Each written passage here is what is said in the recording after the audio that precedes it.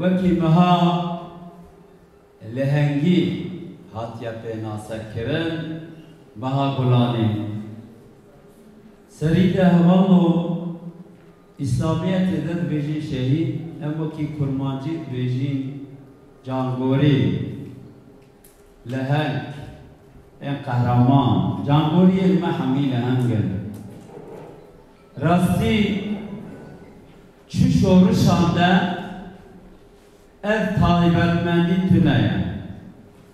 Şorişa gelek Kurd ya hêza azadîxwaz de ev 40 sale hemû lehengên me, hemû cangoriyên me bê menfaetê malê dinyayê, bê armancek desthilatdayê, bê jiyana zewqa rojane. Mixabin em dişa zanin çixaz berxedanê dîrokî pê meşandin ev qasî pergalên qirêj ên dagirkên ên destlatar dîsa li ser mafên me, li ser mafên mirovahiyê, li ser mafên mirovên azadîxwaz ev qas qirêj û Kurd meşîne. Belê li vê wesileyê em li bir jî dibêjin armanca wan çir ve bila bibe, bila çi bikin bila bikin li belê li ber pergala qirêj wê sedsala bîstiyekemê bibe sedsala azadîxwazên gelê Kurdan û azadîxwazên mirovan ya cîhanê hemê.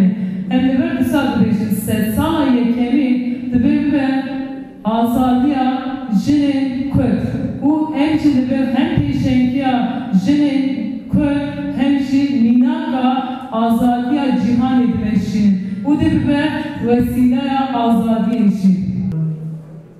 Dünya devrim tarihlerimize baktığımızda cezaevlerinin önemi çok büyüktür.